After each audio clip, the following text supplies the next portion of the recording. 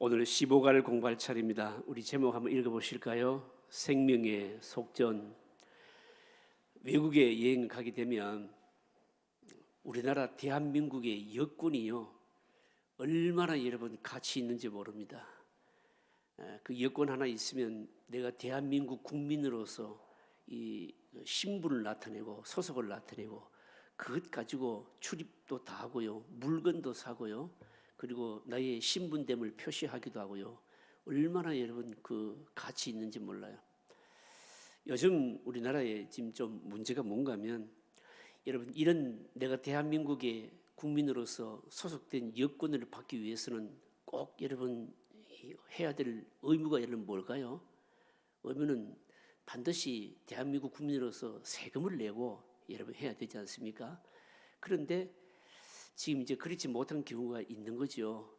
예를 들어서 우리 지금 이제 매스컴에서 많이 떠들고 있는 게 뭔가 하면 가족 중에서 어떤 여권을 가지고 대한민국 여권을 가지고 있는 사람이 이제 외국인들이죠. 특히 이제 중국 사람들이 많이 그러는데 가족의 어떤 신분을 가지고 의료 행위는 다 우리나라에 와서 치료를 받고 이러니까 여러분 이런 그 법의 허점을 들어가지고 이용해서 지금 이제 우리나라에 여러 가지 이제 그 의료비가 너무 많이 지출되고 하는 이런 문제들이 여러분 많이 발생하고 있거든요.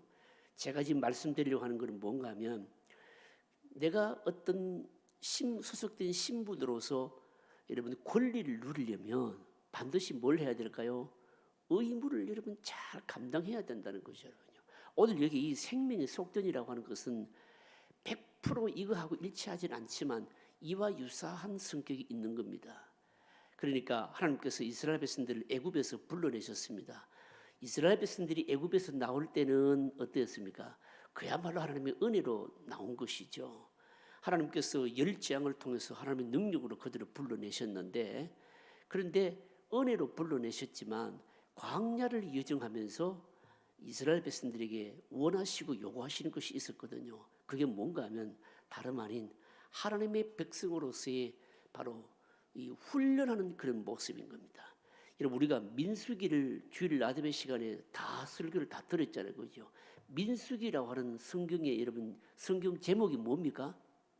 성경 제목이 뭔가 하면 영어 성경은요 numbers 그렇게 되어 있어요. 수의 이 성경 이름이에요. 민수기의 관심은 애굽에서 나온 이스라엘 백성들이 광야 여정하면서 수를 세는 겁니다, 여러분요. 수를 세면서 그러면서 하나님의 백성답게 만들어져가는 훈련하는 것에 관심이 있는 게 민수기거든요. 그런데 수를 세면서 그와 관련된 것이 뭔가 하면 뭘까요? 생명의 속전을 내게 했던 겁니다, 여러분. 오늘 본문의 내용이 바로 여러분 그런 것이거든요. 길지 않고 복잡하지 않는 내용이지만 사실은 굉장히 의미가 있는 것이거든요. 그런데 이 말씀이 왜 하필은 성막과 성전과 관련되어 있느냐? 이거는요 나중에 보면 나옵니다만 이 반세겔씩 그 속전을 생명에 대한 속전을 내게 되었는데 이 속전은요 반드시 뭐 하는데 사용되는가 하면요 회막을 봉사하는데 회막을 위하는데 사용되게 된 겁니다.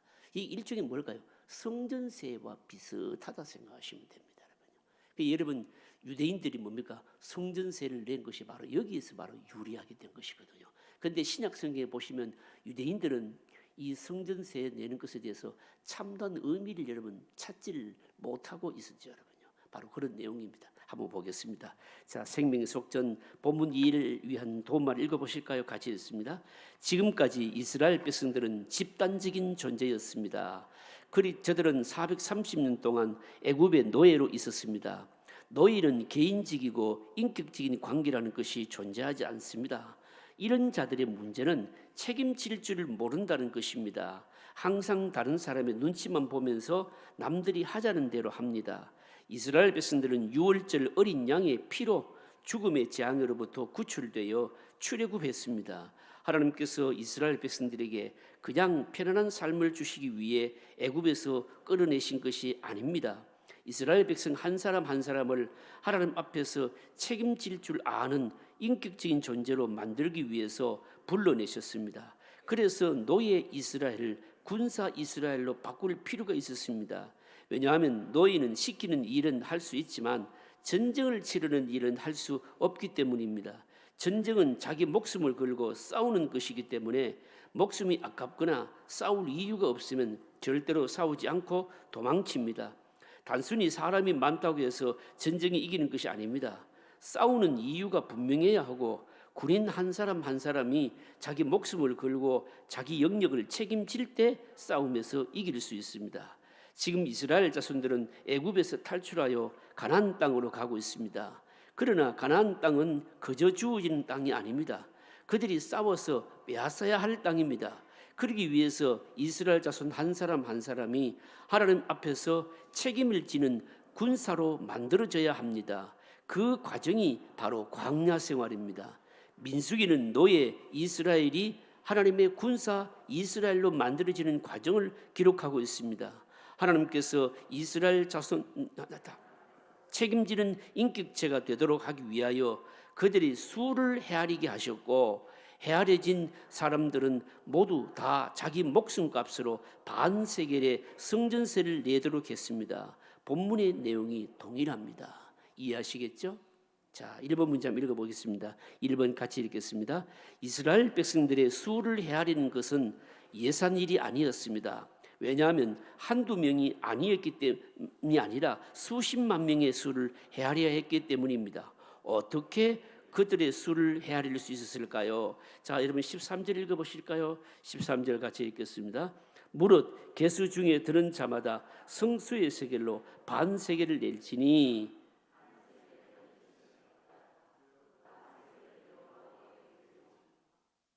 자, 여러분 보십시오. 이제 제가 좀 문제를 드리겠습니다. 우리가 이미 출애굽기를 통해서 다 알고 있지 않습니까? 민수기에서 말입니다. 이 출애굽기에서도 밝히고 있습니다만 이스라엘 백성들이 애굽에서 나와서 광야를 걸어가는데 수가 얼마나 됐습니까? 약 60만. 근데 이 60만은 여러분 어떤 60만입니까? 이 아이들 다 빼고 20세 이상 뭡니까? 싸움에 나갈 만한 사람. 제가 이 부분에 대해서도 이미 다 설명을 드렸습니다. 왜 20세 이상 싸움에 나갈 만한 사람을 계수에 넣느냐? 여러분 그게 뭔가 하면 하나님께서 이스라엘 백성들을 광야를 예정하면서 그러니까 군사로 만드시기 위한 뭡니까? 하나님의 의도가 거기에 반영되어 있는 것이죠. 그런데 생각할 것은 그래서 이제 성경학자들이 20세 이상 싸움에 나갈 만한 사람이 60만 같으면 여자까지 다 합치고 아이까지 합치면 좋게 얼마 정도 된다고 우리가 보통 추정합니까? 약 한 200만 원 될 것이다 라고 이제 생각하는 것이죠. 자, 그런데 여러분 보십시오. 이 많은 숫자를 어떻게 셈을 했겠느냐 이 말입니다. 어떻게 여러분 했을까요, 여러분요? 여러분 보통요 학교나 군대에서는 여러분 수를 셀 때 어떻게 합니까? 군에 안 갔다 오셔서 모르겠습니까? 학교에서 여러분 아이를 셀 때 어떻게 합니까? 줄을 세우잖아요. 그런데 여러분 줄을 세우는데도 학교에서 아이들 줄 세우는 거하고 군대에서 군인들 줄 세우는 거는 달라요. 제가 이거 여러분 이미 설교를 하면서 한번 언급한 적이 있는데 어떻게 다릅니까? 학교에서는 여러분 키가 작은 아이들을 뭡니까? 앞에 세우는 거죠. 왜 그래야 할까요? 그래야 여러분 어떻게 합니까? 키 작은 아이가 앞에 보이죠. 그런데 군대는요 어떻습니까? 거꾸로예요. 어떻게 합니까? 키 큰 군인을 앞세우는 거예요. 여러분. 왜 그래야 할까요? 여러분 군대는 전쟁을 해야 되니까 싸움을 해야 되니까 힘센 놈부터 앞에 세우는 거예요. 이게요. 전쟁을 하기 위해서 그런 거예요. 여러분요. 그런데 여러분 생각해 보십시오. 광야를 여정한 이스라엘 백성들을 줄로 세워가지고 사람을 수를 셌다면 아마 광야 이 끝에서 저 끝까지 다 세워도 아마 모자랐을 거라고 얘기해요. 그러면 어떻게 수를 셌을까요? 어떻게 수를 셌을까요? 자, 여러분 보세요. 그게 오늘 성경이 말씀하고 있는데 13절 보십시다. 13절 보시면 이렇게 말씀합니다. 무릇 계수 중에 드는 자마다, 계수 중에 드는 자마다. 이 말씀은 히브리어 성경은요 뭐라고 되어 있는가 하면 이렇게 되어 있어요. 그러니까 넘어가는 자 이렇게 되어 있어요. 이 넘어가는 자 이거를 아마 우리말 성경은 의역을 한 것 같아요. 의역을요 문자 그대로 해석을 해석을 하지 않고 번역하지 않고 의역을 한 것 같아. 그러니까 뭡니까? 무릇 계수 중에 드는 자, 이게 뭔가 하면 넘어가는 자로 되어 있거든요. 그러면 넘어가는 자, 여기 어떻게 수를 셌다는 뜻일까요? 얼른 감이 안 오십니까? 그러면요, 선을 그어놓고 그 선을 뭡니까? 넘어가는 자마다 수를 센 겁니다. 수를 셌는데, 그런데 여러분 이거 우리가 잘 하잖아요. 여러분요, 언제 합니까? 이 OX 문제로 서바이벌 게임 할 때 여러분 하잖아요. 문제 내놓고 가운데 선 그어놓고 OX 들고서 뭡니까? OX 이러면 뭡니까? 완전히 가르잖아요. 선을 넘어서 막 이렇게 막 한 번 잘못 맞히면 뭡니까? X인데 O 들면 그냥 선 그쪽은 완전히 뭡니까? 다 죽는 거 아닙니까? 여러분요. 여러분 그런 그걸 여러분 생각하시면 돼요. 여러분요. 근데 여러분 성경에도요, 이런 식의 수를 세는 것이 성경에 나와요. 어디 나올까요? 어디 나올까요? 이것도요, 제가 다 이미 설교를 했는데 여러분들이 다 까먹으신 거예요. 이게요. 다 까먹으셨는데, 여러분 요한복음을 제가 처음부터 끝까지 강의를 다 했고요. 요한복음을 뭡니까? 수 예배 시간에 공부도 다 했자고요. 장하게요. 다 했는데 요한복음 10장에 보시면 목자와 양의 비유를 보시면 목자가 양을 셀 때 어떻게 합니까? 어떻게 하는가 하면요, 얕은 막대기를 딱 걸쳐놓고 뭡니까? 양이 어떻게 합니까? 양을 줄을 세워가지고 수를 센다 해보십시오. 그 양이 줄을 서겠냐고요. 줄을 서지를 못해. 그래서 나지막한 막대기를 딱 걸쳐놓고 어떻게 합니까? 양이 그 막대기를 넘어갈 때 수를 다 세는 거예요.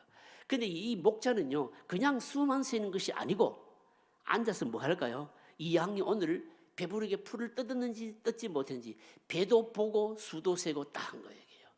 다 그런 식으로 카운트를 한 거예요. 그런 식으로 했다는 겁니다, 여러분요. 그런 식으로 했다는 겁니다, 여러분. 여러분 그렇다면 이렇게 어렵게 수를 세는 게 이게 도대체 무슨 의미가 있겠느냐라고 하는 겁니다. 여러분 이게 무슨 의미가 있을까요? 무엇 때문에 하나님께서 수를 세했겠느냐? 물론 민수기 성경은 출애굽한 이스라엘 백성들을 바로 싸울 수 있는 군사로 만들기 위해서 또 효과적으로 광야를 예정하기 위해서, 여러분 이스라엘 백성들 이미 우리가 민수기 다 말씀을 읽었잖아요. 설교를 다 들었잖아요. 여러분 그냥 오합지졸로 그렇게 걸어간 것이 아니고 뭘 중심으로 해요? 성막을 중심으로 해서 진별로 다 나누어서 말입니다. 그리고 구름 기둥이 인도를 다 받아서 그렇게 아주 뭡니까? 행진을 효과 있게 한 것이거든요, 여러분요. 그렇게 효과 있게 행진하기 위해서 수를 세기도 했지만 특별히 여러분 오늘 여기에 우리가 강조하는 것이 뭔가 하면요, 이 무엇 때문에 수를 셌느냐, 그냥 효과적으로 행진하기 위한 것만이 아니고 수를 센 이유는 하나님의 특별하심, 보호하심 속에 포함된다라고 하는 의미가 있는 거예요. 하나님의 특별하심, 보호하심과 바로 이 지키심 안에 포함된다.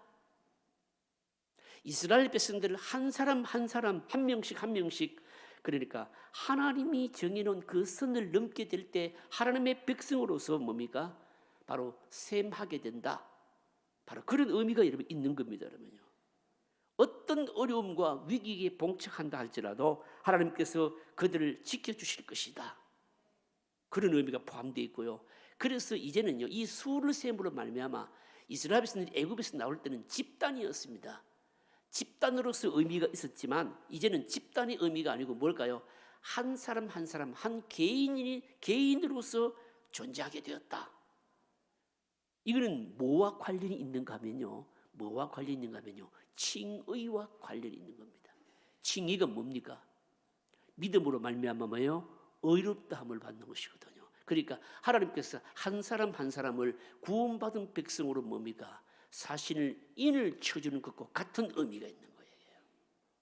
한 사람 개별적, 이제는 집단으로서가 아니고 하나님께서 한 사람 나의 특별한 보호하심과 손길 안에 포함되어서 이제는 집단이 아니고 개인이다. 바로 이겁니다. 그래서 여러분 수를 세는 것은 대단히 중요한 의미가 있는 겁니다. 여러분 이것은 오늘 신약적으로도 의미가 있지 않겠습니까? 어떤 의미일까요? 사실은 여러분 구원은 뭡니까? 구원은 집단적이 아니고 철저하게 뭘까요? 개인적입니다. 개인적입니다. 무슨 뜻입니까? 아버지가 막 제가 언제가 설명했잖아요. 뭐 어떤 남편이요, 어떤 남편이 막 전도하고 교회 가자 그러니까 하는 말이 뭡니까? 아 나는 나중에 내 마누라 치마 끈 잡고 전국 가겠다. 뭐 이렇게 그게 돼요, 안 돼요? 안 된다는 거죠. 부모님들이 아무리 신앙생활 잘해도 자녀들이 뭡니까? 개인적으로 회심을 해야 된다는 거죠. 구원은 뭡니까? 철저하게 뭡니까? 개인적이라는 거죠. 개인적이라고 하는 겁니다. 이거는 또 다른 말로 말하자면 하나님께서 구원받은 백성들을 우리를요 무슨 뭐 기계 부품처럼 그렇게 취급하지 아니하시고 한 사람 한 사람을 뭡니까? 소중하게 보신다. 바로 이런 의미도 여러분 들어있는 겁니다. 여러분. 한 명 한 명을 다 개별적으로 알고 계시고요. 그러니까 구원받은 백성에 대해서 하나님은 언제나 개인적으로 관심을 가지시고 다 읽고 계시고 헤아리고 계신다라고 하는 의미가 들어있는 거예요. 그래서 이 수를 센다라고 하는 굉장히 중요한 의미가 있는 겁니다. 여기 1번 문제입니다. 그 다음 보십시오. 2번 문제 읽어보실까요? 2번 같이 읽겠습니다. 이스라엘 백성들 모두를 셈하고 나서 이제 숫자 안에 포함된 사람들에게 돈을 내게 하셨습니다. 이것이 생명의 속전입니다. 20세 이상의 모든 이스라엘 자손들은 반 세겔의 돈을 내드리겠습니다. 중요한 것은 반 세겔이 얼마나 되느냐 하는 것이 아니고요. 하나님께서 한 사람 한 사람 모두에게 생명의 값을 내게 하신 것입니다. 생명의 값을 내게 하신 것은 그들이 사는 것이 결코 공짜가 아니다는 것입니다. 그들의 생명은 다 돈을 주고 산 생명입니다. 하나님께서 생명의 속전을 말씀하시면서 세 가지 중요한 것을 말씀하셨습니다. 무엇입니까? 자, 생명의 속전을 내게 하셨다. 요건 세 가지 핵심 사항이 오늘 이게 공부할 게 전부입니다. 자, 여러분 뭡니까? 얼마를 내게 했다고요? 생명의 속도대로 사람 수를 다 세게 하고 나서 20세 이상은요 한 사람 앞에 얼마씩 내라고 했다고요? 반세겔. 근데 이 반세겔이 얼마냐? 이거는 막 크게 중요하지 않다라고 말씀드립니다. 여러분 한 세겔이 얼마일까? 이 세겔이라고 하는 말은 지금도 여러분 이스라엘의 성기순례 가보면 이스라엘 백성들이 쓰는 돈 화폐가 뭡니까? 세겔이에요. 이게요. 세겔입니다. 여러분 한 세겔이 여러분 얼마나 될까요? 한 세겔은요 은화 한 10g 정도의 동전입니다. 은화 10g이라니까 이게 얼른 여러분 이게 그 가치가 이게 안 들어오죠, 그죠? 안 들어오는데 이 한 세겔이 어느 정도인가 하면요 오늘 본문에는 보시면 밝히고 있습니다. 20게라라고 이렇게 밝혀 있거든요. 노동자 4일 정도의 품삯이라고 됩니다. 그러면 한 세겔이 노동자 4일 정도의 품삯이면 그러면 반 세겔은 얼마일까요? 노동자 이틀의 뭡니까? 임금에 해당하는 돈입니다. 노동자 임금이면 뭐 이렇게 시대마다 좀 다르긴 하지만 이게 여러분 돈의 가치라는 게 늘 다르잖아요. 오늘날로 환산하자면 여러분 뭐 하루에 노동자가 뭐 15만 원씩 받는다면 한 30만 원 정도 될 것이고 20만 원 받는다면 뭡니까? 40만 원 될 것이고 여러분 그 정도 되는 바로 돈입니다. 여러분 참고로 달란트 비유는 한 달란트는 여러분 몇 세겔 정도 되겠습니까? 한 달란트요? 여러분 우리가 마태복음 25장에 보시면 예수님께서 달란트 비유를 하시면서 5달란트, 2달란트, 1달란트 종들에 나눠줬다고 비유를 들고 있잖아요. 한 달란트가 얼마나 될까요? 한 달란트는요 3,000세겔입니다. 그럼 3,000세겔이면 여러분 한 세겔이 1세겔이요 노동자 4일의 품삯 같으면 3,000세겔 같으면 어떻습니까? 한 달란트가 그 정도니까 어마어마하지요. 5달란트 이러면요 우리나라 돈으로 환산하면 어마어마한 돈이에요. 이게요. 이 달란트는 굉장히 뭡니까? 돈이 화폐 단위가 여러분 높아요. 자, 그런데 중요한 것은 뭔가 하면 반세겔씩 내도록 했는데 그러니까 성전세를 내게 하면서 생명 속죄를 내게 하면서 세 가지를 이제 뭡니까? 세 가지를 특히 이제 주목할 것인데 첫 번째 이번 문제가 뭔가 하면 12절에 보시면 뭡니까? 자, 여러분 12절 한번 읽어 보실까요? 뭘 강조하고 있는지 같이 읽겠습니다. 내가 이스라엘 자손의 수요일을 조사할 때에 조사받은 각 사람은 그들을 계수할 때에 자기의 생명의 속죄를 여호와께 드릴지니 이는 그들을 계수할 때에 그들 중에 질병이 없게 하려 함이니라. 생명 속전과 관련해서 중요한 걸 얘기하는 게 뭘까요? 그들 중에 뭐라고요? 질병이 없게 하려 함이라. 이게 무슨 말씀입니까? 생명의 속죄를 낼 때 이스라엘 가운데 그러니까 질병이라고 표현을 하지만 재앙이 없도록 하겠다, 이 뜻이 바로 정확합니다. 생명의 속전이 그들을, 여기 질병은요, 옛날 성경에는 뭘로 번역해놓은가 하면 온역으로 번역해놨거든요. 온역은 뭡니까? 온역은요, 굉장히 강한 전염병을 말하는 것이거든요. 그러니까 강한 전염병으로부터 하나님께서 지켜주시겠다, 이렇게 말씀하고 있거든요. 근데 여러분, 이걸 해석을 잘해야 돼요. 이해를 잘해야 돼요. 하나님께서 이들이 낸 생명의 속전 때문에 그들을 질병으로부터 지켜주신다, 이런 뜻이 아니고 질병에 걸리지 않고 하루하루를 사는 것이 하나님의 은혜다라고 하는 것을 상기시켜주기 위해서 이 말씀을 하고 있는 거예요. 생명 속죄를 냈기 때문에, 그 조건이 있기 때문에 이들 지켜주는데, 이런 개념이 아니라 하나님께서 하루하루를 은혜로 지켜주신다는 것을 기억하도록 하기 위해서 이 속죄를 내게 했다는 겁니다. 여러분, 우리가요 2000년대에 뭘 경험했습니까? 벌써 다 까먹으셔서 2000년대에 우리 경험한 게 뭔가요? 코로나 아닙니까? 코로나. 벌써 잊어먹으셨어요, 여러분요. 3년을 여러분 우리가 마스크를 끼고 고생을 했는데, 그때 여러분 느낀 게 뭡니까? 그렇게 뭘 느끼셨어요? 이러다가 잘못하면 집단적으로 죽을 수도 있겠구나. 집단적으로 죽을 수도 있겠구나.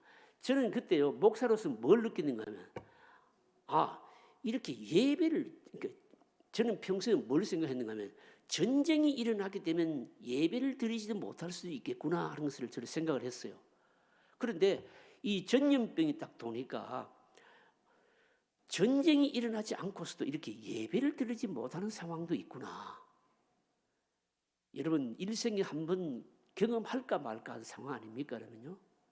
근데 요즘, 그러나 워낙 요즘 의학이 발달했으니까 3년 지나고 난 이후에 뭐가 나왔습니까?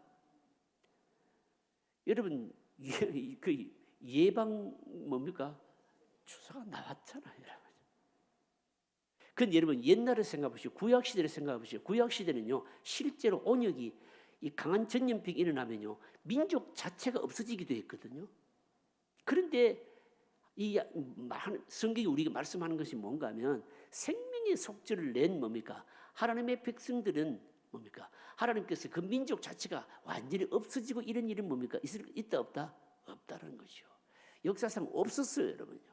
하나님께서 이스라엘 백성들이 막 집단적으로 음행을 저지르고 했을 때 온역으로 막 치시고 하는 경우는 있었지만, 그것도 뭡니까? 잠시 그렇게 뭡니까? 내리시고 거두셨거든요. 그러니까 이스라엘 민족 전체가 다 없어지는 듯한 이런 뭡니까? 질병으로부터의 없어지는 일들은 없을 것이라는 겁니다. 하나님의 은혜가 그들을 지켜주시기 때문입니다. 이 하나님의 은혜를 기억할 때마다 저들이 여러분 뭘 생각할까요? 생명의 속전. 내 생명은 누가 사신 겁니까? 내 생명은 뭡니까? 하나님이 뭡니까? 하나님의 것입니다, 여러분.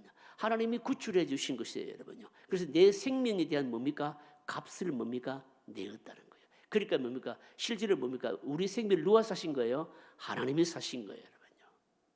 여러분, 그래서 이 생명의 속절은 상당히 바로 의미가 있다는 거죠, 여러분요. 여러분, 이건 오늘 우리가 신학적으로 어떤 의미가 있을까요, 여러분요? 여러분, 오늘 우리들도 마찬가지입니다.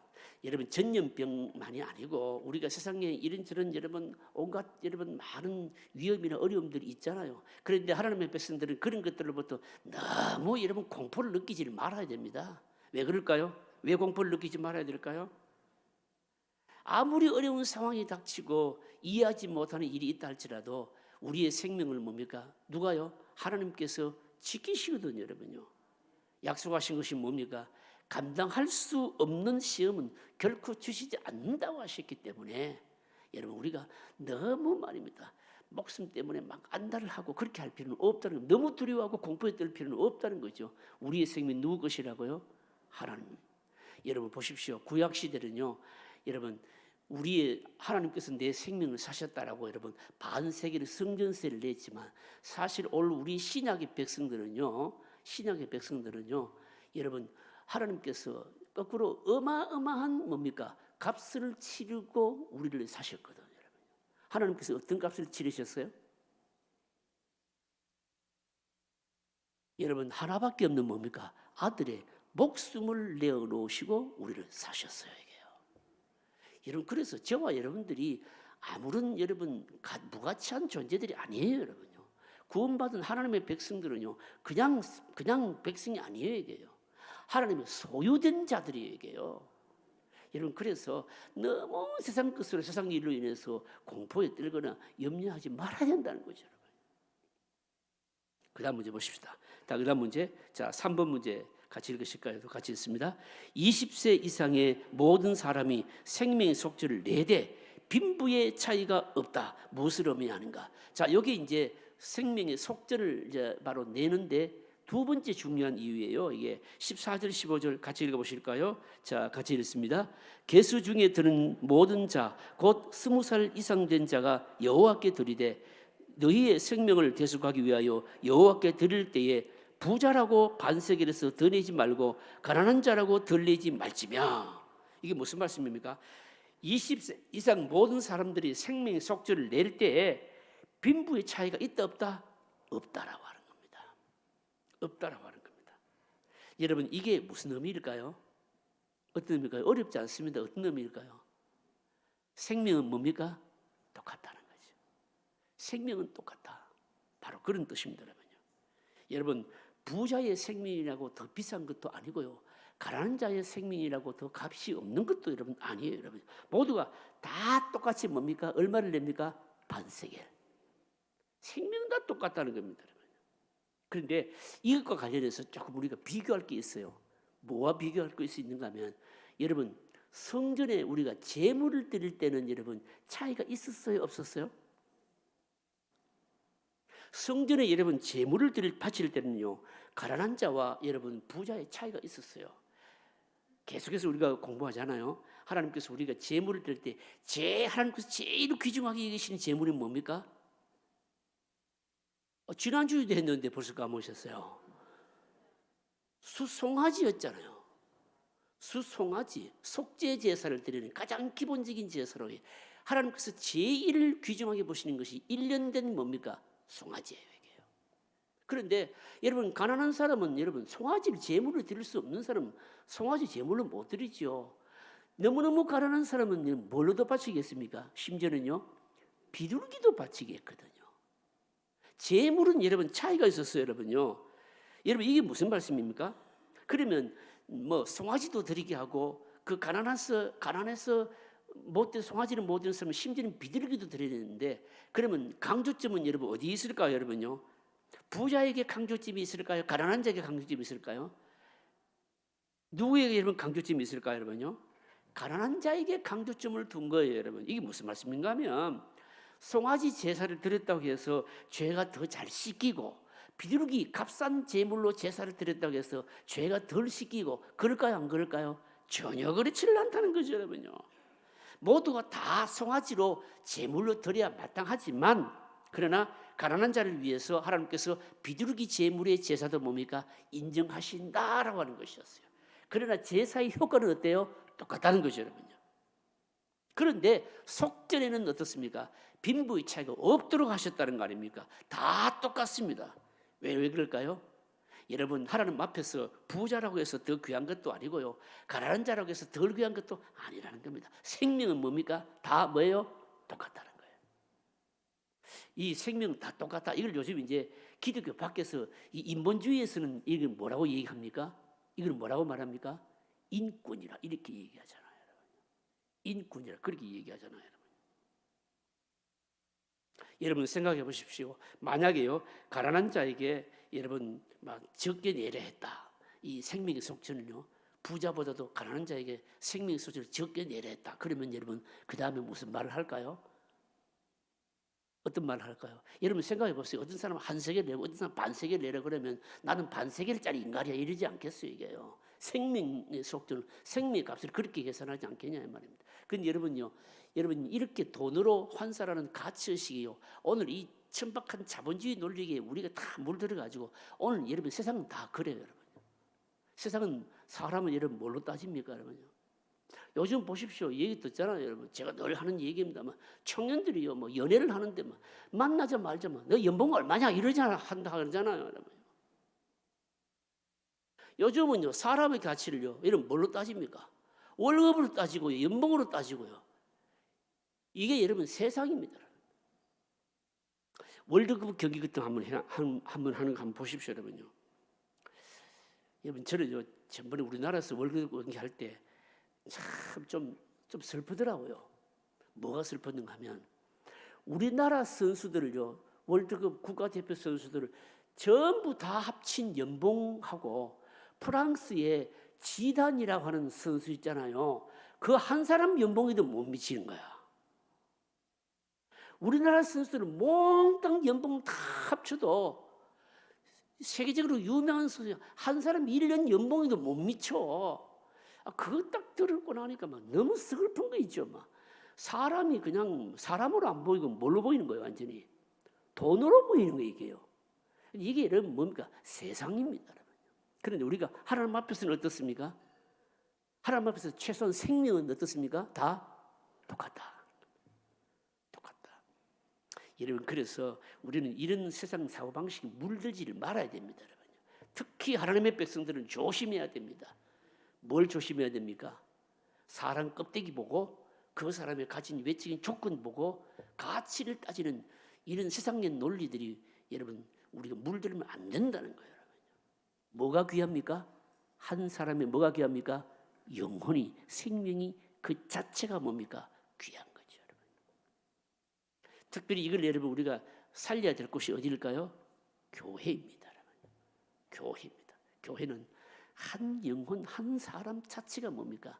소중한 겁니다. 저는 목회하면서 진짜 제일 화나고 신경질 날 때가 언제인가 하면 좀 표현이 좀 이상합니다. 진짜 마음에 막 분노가 일어날 때 여러분 그때 언제인가 하면요. 자꾸 그 교인들에게 자꾸 너무 좀 상처 줄 때 여러분 그때 막 마음속에 막 분노가 막 일어나요.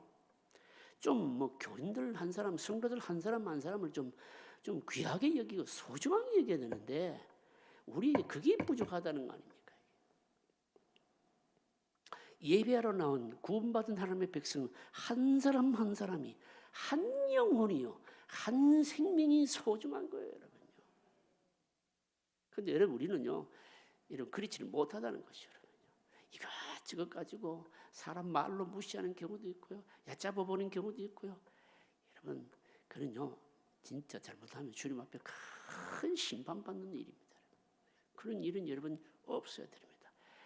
하나님 앞에 예배하러 나온 한 영혼 한 사람이 귀하지 아니한 사람이 한 사람도 없습니다. 이게 주님의 마음일 것이고 하나님의 마음일 것이고 이제 목사의 마음인데 여러분들도 좀 목사의 마음 같이 되었으면 좋겠어요. 희망사항입니다. 자, 4번 문제 떠보십시다. 생명의 속전 관련해서 또 하나의 특징 4번 같이 읽으실까요? 생명의 속전은 무엇을 위해서 사용했습니까? 이렇게 묻거든요. 16절에 나옵니다. 여기에 생명의 속전 관련해서 세 번째 특징, 자 16절 같이 읽겠습니다. 너는 이스라엘 자손에게 속전을 취하여 회막 봉사에 쓰라. 이것이 여호와 앞에서 이스라엘 자손의 기념이 되어서 너희의 생명을 계속하리라. 자, 특징이 뭡니까? 생명 속전을 어디에 쓴다고요? 회막 봉사를 위해 써라. 이 회막이 나중에 뭐가 됩니까? 성전으로 발전하지 않습니까? 그죠? 그러니까 이게 이제 성전세로 발전하는 거예요, 이게요.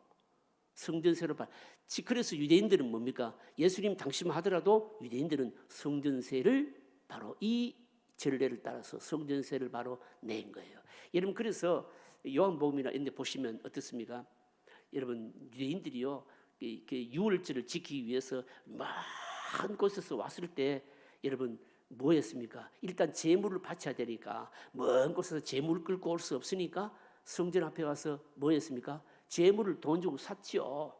돈 주고 샀죠. 양을 끌고 먼 곳에서 끌고 올 수 없으니까 성전에 와서 성전 앞마당에 와서 뭡니까? 양을 샀어요. 제물을 샀고요. 그러니까 뭡니까? 양 파는 사람도 있었고 그 다음에 또 뭐가 있었을까요? 성전세를 이 반세계를 내야 되는데 먼 곳에서 온 사람들은 로마 화폐나 이런 것들을 가져온 걸 뭡니까? 다 유대인 화폐로 세겔로 바꿔야 되니까 성전을 바꾸는데 이 성전세를 내기 위해서 돈을 바꾸는데 환전을 하는데 이 환전하면서 뭡니까?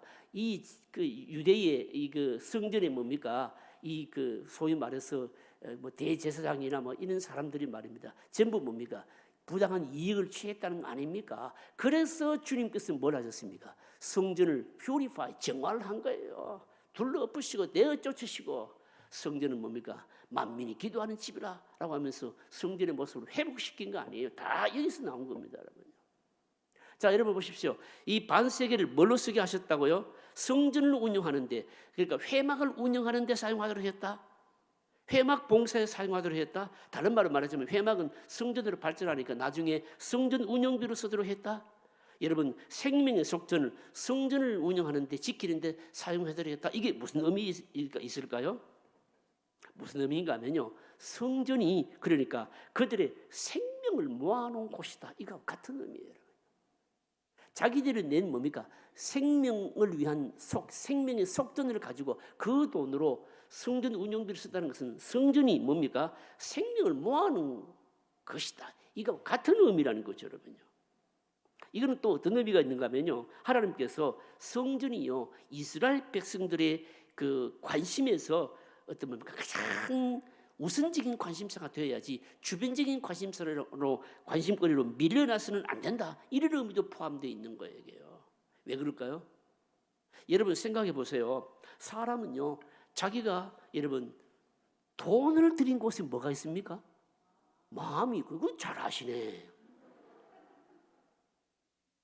사람들은요, 자기가 투자했는데 관심이 있어요.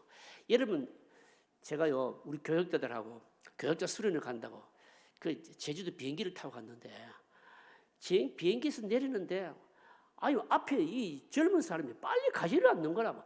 걸어가면서도 말입니다, 막 휴대폰을 쫙 보고 있는데, 빨리 가지를 않아서 내가 뭐 하고 있는가 싶어서 봤지요. 보니까 뭐 하고 있었을까요? 주식하고 있었어. 주식하고 막 이 보고 막 정신이 그냥 다 팔려가지고 있는 거예요. 여러분, 그 사람 뿐이겠습니까? 여러분요, 주식에 투자해 놓은 사람 여러분 퇴근해가지고 뭐에 관심이 있을까요? 퇴근했을 뿐만 아니라 근무 중에도 말입니다. 거기에 정신이 다 팔려 있는데, 사람은요, 자기가 투자하는 데 관심이 있거든요. 여러분 생각해 보십시오. 하나님께서 왜 성전세를 내게 하셨겠냐고요, 여러분요. 성전이 말입니다, 이스라엘 백성들 삶 가운데 2차적인 주변적인 것으로 밀려나면 안 된다는 거예요. 너희들이 생명의 값을 바친 이것이 성전을 운영하는 데 쓰여진다고 하는 것은, 너희들이 생활에 있어서 그 무엇보다도 성전이 뭡니까? 가장 생명을 모아놓은 곳이 성전인데, 성전이 너희들의 삶에서 가장 우선적인 관심사가 돼야 돼. 이런 뜻을 포함하고 있는 거예요, 이게요. 여러분, 이거 여러분 좀 적나라하게 좀 적용하면, 어떻게 적용하면 좋을까요? 여러분 그냥 딱 깨놓고 적용을 한번 해보세요,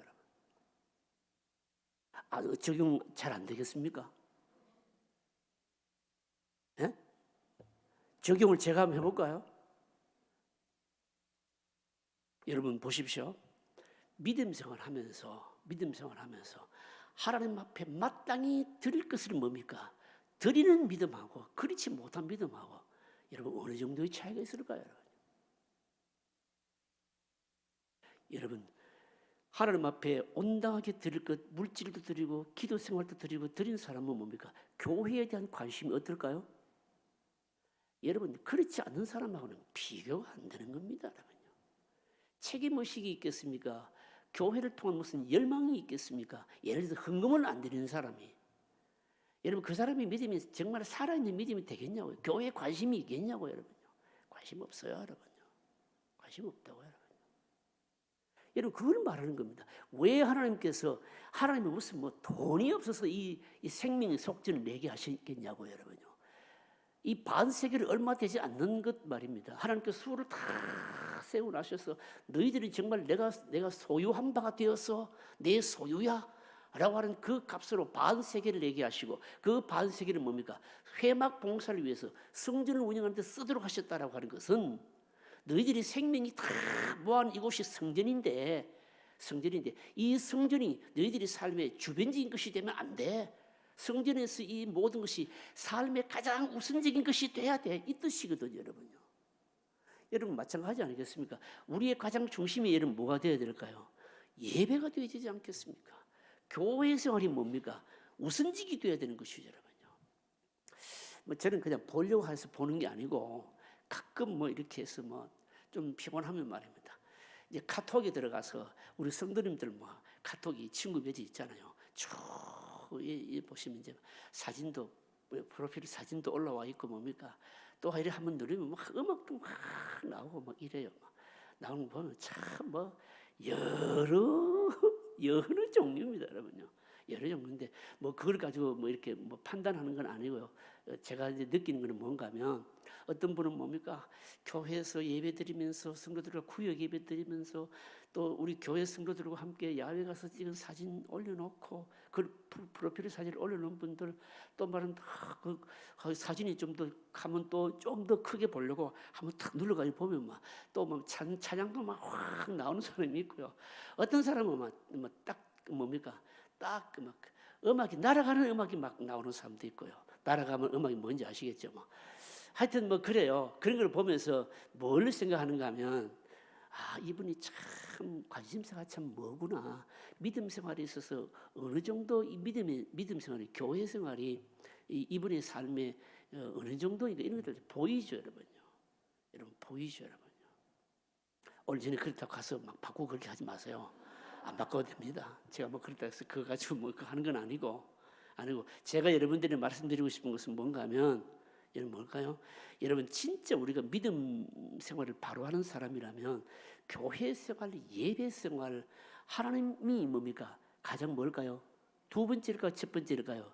첫 번째라는 것이죠. 이 생명의 속전을 통해서 하나님께서 의도하신 것이 바로 이겁니다. 너희들이 성전이 가장 중심돼야 돼. 성전 생활이 예배 생활이 가장 중심돼야 돼. 바로 이거거든요. 자, 여러분 마지막 문제입니까? 5번 문제 같이 하겠습니다. 5번 같이 읽으실까요? 하나님께서 모든 이스라엘 자손에게 생명의 속죄를 내게 하신 것은 한 사람도 빠짐없이 모두 신실한 회원이라는 뜻입니다. 엉성하게 구경꾼이나 나그네처럼 이스라엘에 포함되지 말고 한 사람 한 사람이 자신의 책임을 다하는 위원이며 특히 성전을 자신의 생명처럼 생각하고 지키라는 교훈이 들어 있습니다. 적용해 봅시다. 자, 적용해 보자라고 하거든요. 여러분 이거 어떻게 적용할 수 있을까요? 어떻게 적용할 수 있을까요? 이게 무슨 말씀인가 하면 보시면요. 생명 속죄를 얘기하신 것은 한 사람도 빠짐없이 모두 신실한 뭡니까? 회원, 멤버라고 하는 거죠. 하나님의 백성의 숫자라고 하는 겁니다. 자, 여러분 이것과 관련해서 여러분 요즘요 명목상의 그리스도인들이 얼마나 많은지 모릅니다. 명목상의 그리스도인이라는 말은 무슨 말일까요? 내가 하나님의 백성으로 구원받은 백성으로서 그냥 그렇게 인정을 하고 책임을 지거나 어디에 소속이거나 이런 것들을 자꾸 싫어하는 거죠, 여러분. 그 이름만 가지고 있다는 거죠, 여러분. 여러분 실제로 도시교회요 많습니다. 우리 교회도 많습니다. 주일날요 아마 우리 교회에 등록 안 하고 예배 드리는 사람들 꽤 될걸요. 세가지고 우리 전사님이 이제 등록을 권하잖아요. 근데 몇 년째 꿈쩍도 안 하고 몇 년째 예배드리는 사람도 있어요, 여러분요. 여러분 제가 신학 공부할 때 80년대 초 아니겠습니까? 그때 뭘 공부를 했는가 하면 앞으로는 이 명목적인 그리스도인들이 어마어마하게 솟아나게 될 것이고 탈교회 교인들이 많이 일어나게 될 것이다. 그렇게 얘기를 했거든요. 지금 이제 실제로 그대로 일어나고 있거든요. 독일 신학자 에밀 브룬너라고 하는 사람이 이 부분에 대해서 예언을 했거든요. 앞으로는 또 이 창조 신학이 그러니까 뭔가면 우리의 이 지금 소위 말해서 기후 문제라 비롯해서 이 대기 오염 문제 이런 것이 신학의 굉장히 중심 이슈가 될 것이다라고 했는데 제가 그때 공부할 때마다라도요 이런 게 무슨 신학의 중요한 이 주제가 될 것이냐라고 생각했는데 지금 여러분 그게 다 아주 중심 주제예요, 여러분요. 주제입니다, 여러분요. 여러분 보십시오. 도시교회 교인들요 등록 안 합니다, 여러분요. 등록 안 하고 여러분 어떻게 합니까? 그리고요 탈교회 어느 특정한 지역 교회 소속될 일부 거부합니다. 그러면서 말입니다. 자기 혼자 믿음 생활하고요. 자기 혼자 예배드린다고 하고요. 요즘 이 코로나 지나고 나서 말입니다. 이 방송 때문에 더한 거예요, 이게 이제. 더한 거예요. 지금 우리 한국 교회가 전 세계 교회 마찬가지입니다만 이 목회자들이 딜레마에 빠진 게 뭔가면 이 소위 말해서 이 그 미디어의 발달로 인한 이 네트워크가 지금 너무너무 이 확장이 되고 있잖아요. 옛날에는 여러분 뭐 방송이라면 뭐 텔레비전 뭐 우리나라로 말하면 뭡니까 뭐 방송 3사, 요즘은 TV 방송 3사 이건 별로 재미없어요. 별로 큰 의미 없어요. 자기 개인이 방송하는 시대 아닙니까? 미디어가 그렇게 발달되어 있기 때문이에요. 그러니까 뭡니까? 꼭 교회에 와서 예배를 드려야 여러분 이게 뭡니까? 벌써 지금은 자꾸만 젊은 세대들이 지금 퍼지고 있잖아요. 그래서 소속도 안 되고, 그러니까 뭡니까? 책임도 안 지는 명목상의 그리스도인이 많이 나타난다는 거죠. 그래서 여러분 이런 사람들에게 큰 문제가 뭘까요? 문제가 뭘까요?